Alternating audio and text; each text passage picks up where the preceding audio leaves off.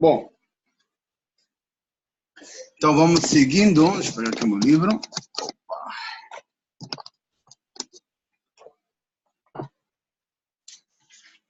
Bom,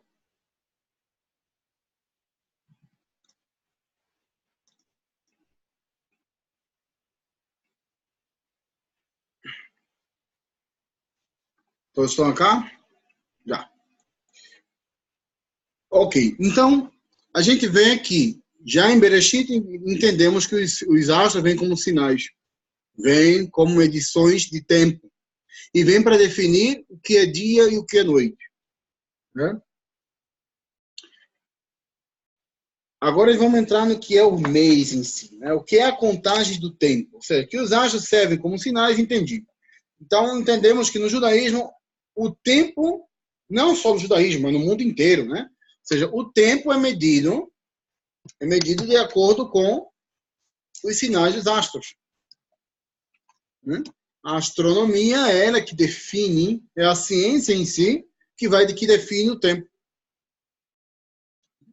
Bom, hoje em dia, com física quântica, com outras perspectivas de tempo e espaço, né? Então hoje é algo que já tem outras compreensões, né? Aí não vamos tocar nesse aspecto. Então, o passuque da Torá, Bamidbar, que é o passuque que nos diz, ora, o que é um mês para a gente? Né? Como eu vou definir esse mês? A Torá não diz para a gente quem define o mês. Diz que traz os astros, um rege a noite, um rege o dia, e acabou.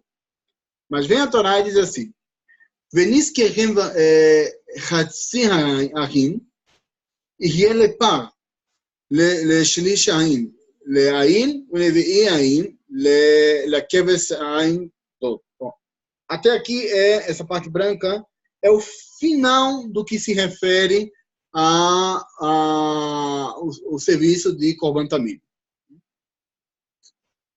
Ou do Korban HaChodesh. Perdão. Zot olat Chodesh bechodshó lechodshei Hashanah.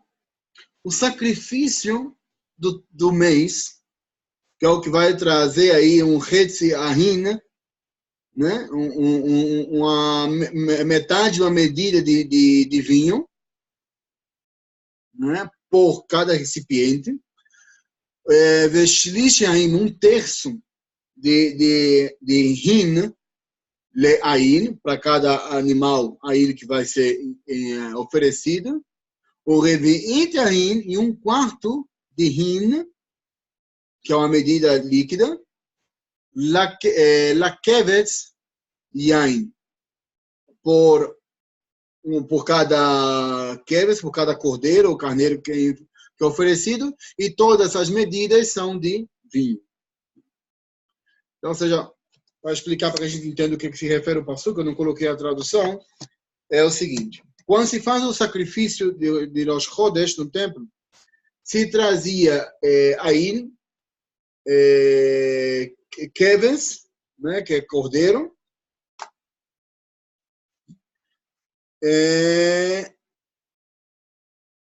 e para cada um desses animais, para a vaca também que se trazia, a vaca, ain, keves, se trazia também uma porção de vinho, uma libação de vinho por eles, né? Então, no caso, vai se pegar uma metade de um vinho, de um rim, que é uma medida de vinho, agora não lembro mais qual é a sua quantidade, vai ser popar pela vaca. Ele usa a metade. Um terço vai ser pelo ail, que é o carneiro. E outro, um quarto para os cordeiros, as ovelhas. E nisso termina o passuco que diz o seguinte: Zot olat chodesh, esse é o sacrifício de olá do mês, be chodshom, le chodshei Hashanah. Vem os sábios e perguntam: o que é chodesh be chodsho? O texto aqui nos ensina e é entendido que aqueles que estavam recebendo essa mitzvah no Sinai já sabiam que era Chodesh. Já para eles já era algo claro. Entendo os sábios que Chodesh bechodesho, né? Ou seja, vai ser aquilo de acordo com o seu tempo, com o seu mês, e não pode ser medido para outro. Entendo os sábios que os meses já estavam definidos. Era algo já sabido. E o único astro que dá uma volta em um período mais próximo a nós, ou seja, que o seu ciclo seja mais curto, é a Lua, que é um ciclo de 29 dias e alguma coisa, 29 dias e ponto 24, coisa assim. Então, a Lua ela dá essa volta na Terra em aproximadamente 29 dias. Então, eu entendo os sábios aí que Bechodesho se refere na renovação do mês. Porque a palavra Chodesh também se deriva da palavra Hadash, novo. Então, Onkelos, quando traz sua tradução, Bechodesho, ele diz Beithadshut achodesh, na renovação do mês. Essa renovação, você entende que é quando a lua se renova. Né? Aí eu coloquei um gráfico da lua, porque a lua, essa coisa que a gente já sabe, mas tem que repetir. A gente já estudou isso na nossa quinta série, quarta série, estudamos isso. A lua ela faz uma rotação, né? Ela tem uma órbita ao redor da Terra, órbita de translação. Nesta órbita, ela recebe luz do Sol e tem suas faces iluminadas de acordo com a nossa visão da Lua. A Lua está sempre a metade iluminada. Sempre. Né? Mas a nossa visão dela nos permite ver, como traz aí o gráfico mais ou menos, que a gente vê ou metade da Lua ou a Lua inteira. Ou não vê nada. Quando a Lua se posiciona na mesma direção do Sol. Né? E isso acontece por um dia e um pouco mais. Às vezes, quase 2 dias. Não chega a ser 2 dias, mas é um dia e um pouquinho mais. Né?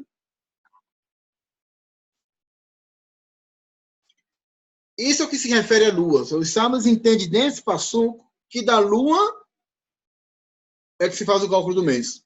Embora que sim existe. O passuco que diz, olha, vamos celebrar a festa da Lua Nova. Mas não se refere a ela a um mês em si. Né? No que se refere aos meses, o ano, porque o ano teria que ter 12 meses. Né? Se a gente tem um calendário completamente lunar, o que define que esse calendário volte a ser recontado? O que define que um calendário lunar tenha 12 meses? Eu não sei. Porque se é somente um calendário lunar, ele poderia seguir para sempre, ou seja, acabou, você vá, passa um mês, entra outro, porque não existe delimitações. O que é que passa no Islã, o calendário islâmico, o que acontece com ele? Ele é um calendário completamente lunar. E os meses, eles estão desconectados com como se diz isso? As estações do ano. Completamente desconectados. Então, o Ramadã, que é o mês do jejum, que é o mais difícil para o muçulmano, pode cair no verão, como pode cair no inverno. Esse ano caiu no começo do verão. Para eles, estavam de boa. Né? Caiu entre junho e julho. Né? Então, para eles, estava bacana. Não é tão quente, não é tão quente, mas se tivesse caído agora nessa época de agosto, né? Entre agosto e setembro, é pesado. Quando o Ramadã cai em janeiro, fevereiro, é terrível, é muito frio. Né? Você já não come e sente frio, já não come e sente calor. não é que não come, tem os horários de comer, mas trabalho com muçulmanos e termina o mês de Ramadã e eles estão assim. Mas desce de peso drasticamente. No judaísmo não é assim. Tampouco não é como o calendário cristão, onde o seu ano é completamente definido pelas estações e os meses não são definidos pela lua. Os meses são fixos. No judaísmo, não. A gente vê que os meses precisam ser definidos pela lua, porque eles trabalham com Itchadshut HaChodesh, na renovação do mês, e para que o mês seja renovado, tem que ter algum sinal de renovação. No calendário gregoriano, ou no calendário solar, qualquer que seja, onde, no calendário solar, onde a lua não interfere na contagem do mês, não existe algo que sinalize o começo e o fim de um mês. Não há sinal para isso. A única coisa que há é que, pelo menos no calendário cristão, é que se define que a primavera, né? Ou seja, que a quaresma ela é conhecida com a primavera. Mês de abril, tem que ser na primavera. A ponto que, por muitos anos, o mês de abril sempre foi o primeiro mês do ano no calendário cristão. Até que fizeram essa mudança mais ou menos 300 anos atrás, né? Mais ou menos isso, se não me equivoco. E de aí parte dos cristãos não aceitaram, e até tem uma parte muito pequena ainda hoje que ainda não aceita, e segue o calendário cristão normal, como era antes. Mas no judaísmo isso é complicado, porque você tem meses que são definidos pela lua, mas você tem um mês específico que ele necessita estar quadrado com a estação do tempo, que é a primavera. E é o que traz esse passuque aqui. Traz o passuque que disse, chamor et chodesh ha'aviv, ve'asita pesach la'Adonai Elohecha, ki b'chodesh ha'aviv, hotziacha Adonai Elohecha mimisrael laila. Porque guarde o mês de Aviv e fará nele Pesach, né? E fará Pesach a Hashem teu Deus, que no mês de Aviv te tirou Hashem teu Deus do Egito à noite. Né? Então a gente tem um mês que é o mês Ha-Aviv. Ok. E o que é Aviv? O que é mês eu entendo, mas o que é Aviv? Né? Aí muita gente diz, não, Aviv é primavera. Ah, ok. E como é que você chegou nisso? Coloca a voz, mas onde é que a gente chega que Aviv é primavera? Então, em volta da palavra Aviv, a gente vai encontrar explicações do que é o Aviv, o que é o mês Ha-Aviv, o mês de Aviv. Eu gosto muito de trabalhar com os Rishonim, porque entre os Rishonim tem pouca influência de pensamentos externos, e eles foram muito pontuais, né, na Messorá, e trabalharam muito bem os textos. Rabbi Yosef ben Rochor, que é um rabino do século XII, do sul da França, ele diz o seguinte, sobre este passuco, que o mês de Aviv é o mês em que brotam os grãos da cevada.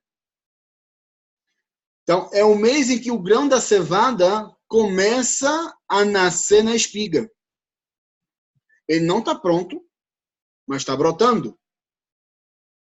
A gente encontra em outro passuco, em Shemot 31, diz assim, e o linho, vepistá, veseorá, né? O linho e a cevada foram quebrados. Agora não lembro qual foi o termo que usaram para quebrados. Né? Porque a cevada estava na espiga. Por que a cevada estava na espiga? Ibn Ezra diz que a cevada ainda não foi separada, ainda não tinha sido colhida. Óbvio, se ela estava na espiga, óbvio que não tinha sido colhida, né? Mas, ou seja, a intenção de dizer é que ela está na espiga, ou seja, que ainda está plantada, antes da colheita. Agora, o quão antes da colheita explica Rashi, já brotaram os primeiros grãos e ainda estão na espiga. São os primeiros grãos brotam, mas não estão prontos para a colheita, porque, óbvio, a partir do momento que o grão está pronto para ser colhido, ninguém vai perder tempo, vai colher. Antes que venha a sequia ou incêndios, né? Que quem conhece campos de cevada, trigo, tudo que é esses grãos, é muito suscetível de incêndios. Então, se recolhe antes de que se acabe tudo, né? Em Sefer Vaikra 2,14, ele diz o seguinte: e quando ofereceres a oferta das primícias dos cereais para Hashem, verdes ou frescas, tostadas ao fogo servirá. Ou seja, o termo aí para verdes e frescas é Haviv. Haviv, é a mesma palavra Haviv. Então, Haviv também significa quando essas sementes estão frescas e verdes. Então, até agora, a Haviv a gente encontra como sendo uma, na Mikra, diretamente, é o mês em que a Kadosh Baruch Hu livrou a Israel. Ele é identificado como mês Ha'aviv.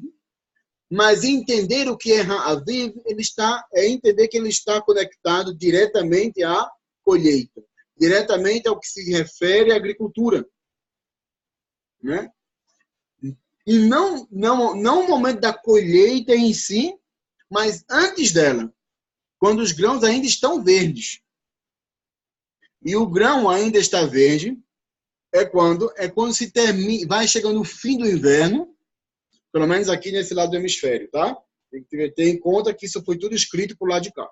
Então, quando vai se terminando o inverno, se começa a plantação dos cereais. Quando chega a primavera, eles ainda estão verdes e eles só vão ser colhidos na metade da primavera. Que é o que a gente chama, que é o que a gente conhece por Sefirat HaOmer, que está diretamente relacionado a isso, porque tudo isso de que se deve oferecer as primícias é a primícia da cevada, porque o trigo ainda não está pronto. E ninguém vai desperdiçar trigo. Trigo é caro, né? Cevada não se come, se bebe, né? Então, a cevada era usada para alimento de animal ou para fazer cerveja, porque foi encontrado recentemente aqui em Israel uma cervejaria. Imagina. E o que é mais interessante, eu tenho isso escrito em algum lugar, bicho. Não sei. Eu assino uma revista de história, eu vou procurar isso, porque talvez eu publique isso aí em português. Que foi encontrado aqui em Israel resíduos ou restos do que seria uma produção de cerveja, anterior às produções de cerveja no Egito. Olha aí. Então, pode ser que essa zona aqui, essa região, seja realmente o pai da cerveja e não o Egito. Olha, né? É bom saber. Então, o mês de Aviv precisa ser no momento do florescimento dos grãos de cevada. Então, quando se diz chamou et chodesh ha'aviv, o texto não quer dizer guarde o florescimento, ou guarde somente o mês, independente de quando. O texto quer dizer guarde esse mês nesse momento. O mês de Aviv necessita ser no momento dos grãos que da cevada florescem, ou brotam, esse seria o termo. Então, é neste momento que o calendário judaico ele se conecta entre o calendário lunar e o calendário solar. Aqui faz a conexão. Ok? Quando você tem que definir um mês para uma estação. Agora, isso criou muito pano para manga. Né? Porque a gente tem que a posição do Sol define as estações, certo? O primeiro mês deve ser fixado ou fixo com a ocasião do florescimento da cevada. Os meses são definidos pela primavera. Por quê? Porque a gente sabe que o Passuque diz que o mês de Aviv será Rosh Chodechem, a cabeça dos seus meses. Então, o primeiro mês, que é o mês de Aviv, ele vai liderar todos os demais. Ele que vai definir o tempo dos demais. Então, o Sol vai definir a posição dos meses no ano, enquanto que a Lua vai definir a quantidade de dias referentes ao mês. E aí vamos ter um probleminha, que o calendário judaico ele é lunar para definição do ciclo mensal e é solar para definição de um ano completo. E temos que o ano solar tem 365 dias, enquanto que o ano lunar tem 354 dias. Então, não se junta. Não, as contas não se igualam. Né? Não se coincidem. E o que acontece? Que essa diferença de 11 dias será reposta ao completar aproximadamente 30 dias e somarão no 13º mês, que é o dar 2. Aí onde entra a dar 2, que é o que a gente teve este ano. Né? Ou seja, a cada ciclo de 12 meses tem uma sobra de 11 dias. Ao se juntar esses 11 dias, você tem a dar 2. E é por isso, por ser 11 dias, então você tem, digamos que começou agora do zero. Então terminou um ano, você tem 11 dias. Terminou o outro ano, você tem 22 dias. Terminou o terceiro ano, você agora vai ter 35 dias. Não, 34 dias. Não? 33 dias, perdão. 33 dias. Então, pega os 30 dias e coloca no mês de Adar e sobram 3. Que no final do ano, somado aos 11, já não serão mais só 11 como começou antes, serão 14. Né? E é por isso que a gente não entende, porque no calendário gregoriano, o ano bissexto acontece a cada 4 anos. No calendário judaico, não. Só nunca sabe quando ele vai... Ou seja, quem não está acompanhando o calendário nunca sabe quando ele vai ter. Tem agora, depois de 3 anos tem de novo. E depois, só depois de 4 ou 5 anos, aí tem outra vez. Ou seja, o que é que acontece aqui? E geralmente é um período de 3 anos. Mas às vezes não completa os 3 anos, você tem uma vez aqui, depois passa 2 anos e já completou o outro. Né?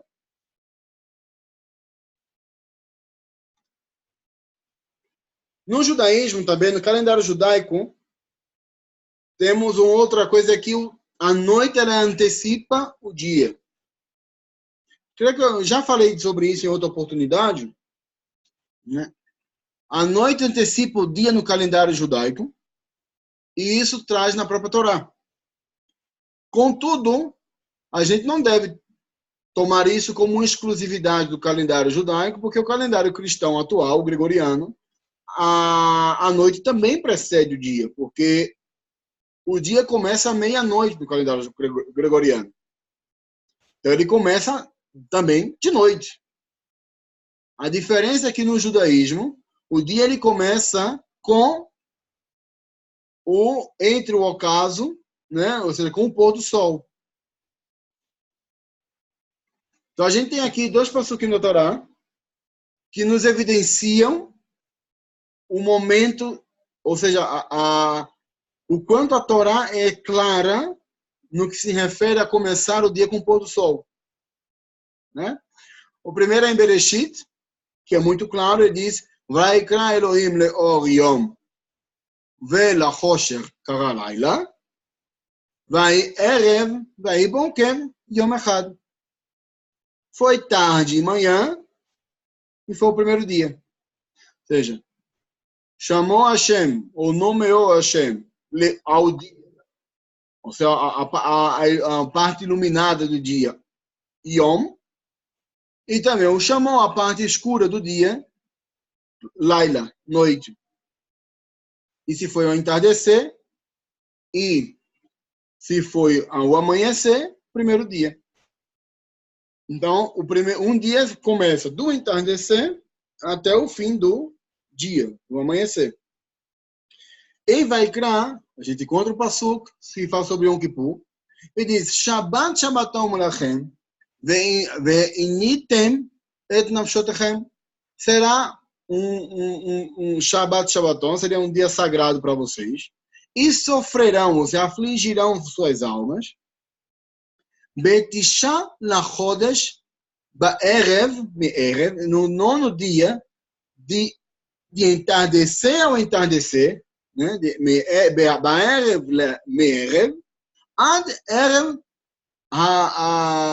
erev, até a outra noite, tishbetu shabbatchem, guardarão o vosso descanso. Então, aí a gente vê que de erev a erev, ou seja, de um pôr do sol ao outro pôr do sol que se conta o tempo. E outra coisa que disse aqui no texto, Batishá Lachod. A gente sabe que Yom Kippur é no dia 10. Então, por que a Torá nos manda jejuar no dia 9? Se começa no dia 10. Está dizendo, no dia 9, Ba'erev, ou seja, quando se termina o dia 9 e começa o dia 10. Né? É essa a intenção do texto.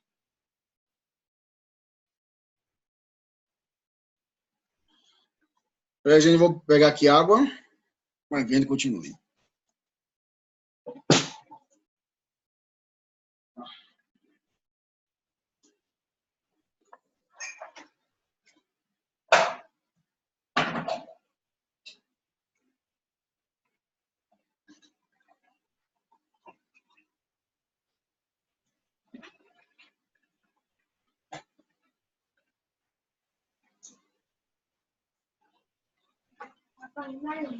Demora. Bom.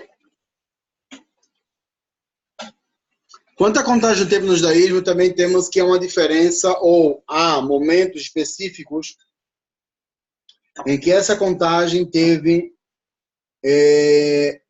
rituais diferentes, ou seja, não digo ritual religioso, mas sim procedimentos diferentes.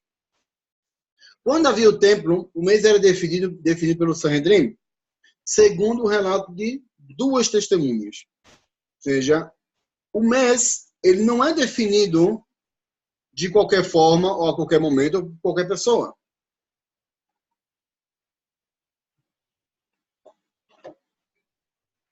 Ele tinha que ser definido pelo Sanhedrin. Porque se entende de um passuco que diz a Chodesh Lachem. Mas é Chodesh Lachem, o mês para vocês. Então vocês têm que definir o mês. E não ficar, não, porque já apareceu a lua, já é o mês. Ou seja, não deixar na mão do astro em si, senão que a gente ter a obrigação de ver o astro, anunciar o mês e aí está valendo. Né? Depois de averiguado o relato dessas testemunhas, o que acontecia? Chegou o momento de nascer a lua. E sabe que a lua ela vai dar a sua volta de translação, sua órbita ao redor da Terra, e ela se oculta, ou já não se vê, que é o momento que ela está junto, ela sim aparece, mas junto com o Sol, e a luz do Sol se sobrepõe a ela e não podemos vê-la. Então, por um período de um dia e mais um pouco, essa lua não se vê. Mas, passado esse período, se vê pela primeira vez a lua nascendo no horizonte. Né? Se vê no Oriente que ela tem a sua marca, na verdade no Ocidente, né? Ela quando a lua nova, ela começa no Ocidente, não no Oriente. No Oriente é a lua cheia. Então quando chega a lua nova no Ocidente, quando o Sol se põe e a luz do Sol já não é mais suficiente para interromper ou para interferir na nossa visão da lua, consegue-se ver uma linha da Lua aí, na sua forma, né, de lua nova, como uma banana, muito fina, inclinada para baixo. Ou seja, como está nessa foto aí, mas só que inclinada para baixo. Os sábios, eles sabiam, eles tinham uma conta. Eles sabiam precisamente quando ia acontecer isso, em que dia, em que posição e em que tamanho a Lua ia aparecer. Então, quando se apareciam as testemunhas, para averiguar que elas realmente viram isso e não foi algo inventado ou até mesmo que se deu a pensar que era a Lua, mas era uma outra coisa, eles averiguavam o relato e perguntavam: quando você viu? Onde você viu? Que forma aparecia? E quando as respostas coincidiam com os cálculos dos sábios, então eles diziam: ok, está válido, e se anunciava Rosh Chodesh.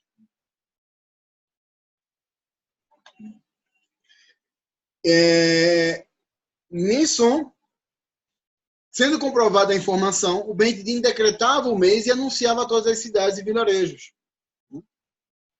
Como se anunciava? Se anunciava pela forma mais rápida e eficaz que existia na época. Se hoje a gente usa a internet e manda uma mensagem e ela vai e chega aí para alguém, né? A gente tem que saber, tem que saber que na época dos sábios eles também tinham sua forma de transmitir a informação de forma imediata. E era na velocidade da quê? Da luz. Não, imagina. Né? O que se fazia? Os sábios faziam o seguinte: anunciou um novo mês, então se acendiam fogueiras no alto das montanhas, para que desde a outra montanha mais longe se também visse aquela fogueira ali e acendesse a sua. Então, de montanha em montanha ia acendendo fogueiras, e essa informação chegava de forma imediata, praticamente imediata, até Bavel, que é onde estavam os judeus mais longe. Imagina. De Jerusalém até Bavel, até a Babilônia, é muito longe. Estamos falando de Israel até o Irã. Né? É algo terrivelmente longe. Né? Mas a informação ela conseguia chegar por meio da informação das fogueiras. Acendia-se a fogueira e a outra montanha via e acendia também. A outra montanha via e acendia, e a cada montanha que se acendia chegava até a informação na comunidade judaica mais longe e mais isolada que pudesse existir. De forma que ninguém perdia as celebrações nem de Rosh Chodesh e, mais importante, de Rosh Hashanah. Porque as demais festas do ano, todas elas começam no dia 10 ou no dia 15. Né? Mas Rosh Hashanah começa justamente no primeiro dia, e esse não poderia ser perdido. Uma vez que se perdesse esse dia, como é que a pessoa ia saber quando é Rosh Chodesh? Para dizer que agora é Rosh Hashanah. Não se sabia. Então, queria que tivesse essa definição, e essa era a forma mais hábil. Acontece que havia um grupo de pessoas que eram convertidas ao judaísmo, que se chamavam os Kutim. Eles sempre foram um problema no judaísmo, até porque a sua formação começou com conversões forçadas. Foi momentos entre os Hashmonaim que começaram um processo de expansão do judaísmo aqui na região, né? Depois que derrubaram o Império Grego. Então, começaram a expandir o judaísmo, e isso fez com que certos grupos, com medo, né, de represálias e que fossem expulsos e mortos, se convertessem ao judaísmo. Entre esses grupos estão os Kutim, que era uma tribo que existia por aqui nessa região, e ela sempre criou problema ao povo judeu.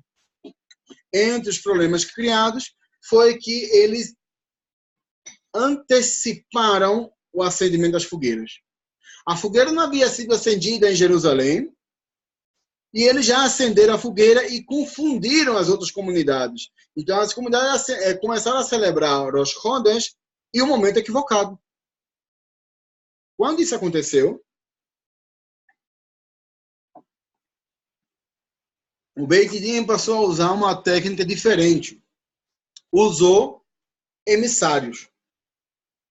Né? Então, enviavam emissários a cavalo e eles iam nas cidades anunciando Rosh Chodesh. O problema dos emissários é que esse anúncio do Rosh Chodesh, ele chegava tardio. Ele não podia chegar, por exemplo, na comunidade da Grécia. Era muito longe. Para ir a cavalo e chegar no mesmo dia. Então, o máximo que conseguia era que se chegava até Damasco, né, até as províncias de Damasco, ao redor de Damasco, e era o máximo que a informação do Rosh Chodesh poderia chegar. De forma que, a partir daí, as comunidades judaicas fora de Israel começaram a fazer uso de cálculos matemáticos e não mais se basar ou esperar pelo anúncio do Sanhedrin. Né? Então, o problema com as testemunhas ou com a forma de transmissão da informação levou com que se usasse o cálculo para definir os meses. Então, a partir daí é que a gente começa a chegar no que se refere à nossa conta atual do calendário. Que a gente já não faz mais visualmente com a Lua, né? Mas, se a gente usa, o calendário já está calculado, já está na mão. Né? Os problemas que tiveram com os cálculos não se referem apenas às contas do mês no fora de Israel, né? Esses problemas levaram com que Rosh Hashanah também tivesse 2 dias. A gente sabe que fora de Israel, todo Hag, toda festa, ela tem 2 dias, né? Quanto que aqui só tem 1 dia.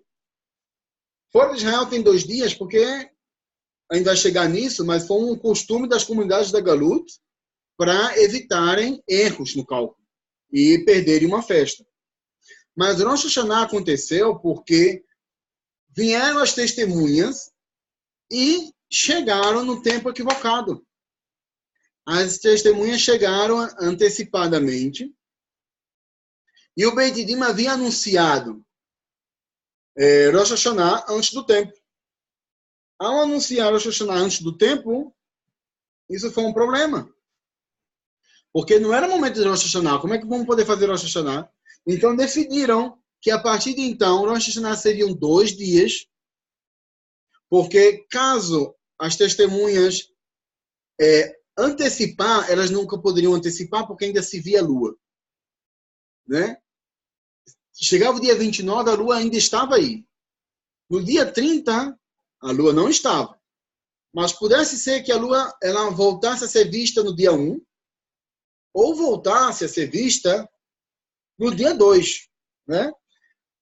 Na maioria das vezes, ela voltava a ser vista no dia 1. Mas como a lua ela não tem um ciclo de 29 dias completo, né? 29 dias e um pouquinho mais, então, às vezes, esse tempo dava um salto maior e ela começasse a ser vista já no entardecer do segundo dia. Ou seja, o dia 30, ela deveria aparecer na noite do dia 30, mas ela já apareceria, desculpa, não é no dia 2. Ela deveria aparecer na noite do dia 30, mas já começa a aparecer no entardecer do dia 1. Então, definiram os sábios que Rosh Hashanah, tanto dentro de Israel como fora de Israel, seriam 2 dias. E considerando os 2 como sendo Yom Arichta. Essa é a expressão que está os sábios em Masechet Beitzah, né, para explicar que a Kedushá, a santidade de Rosh Hashanah, ela se estende desde o dia 1 até o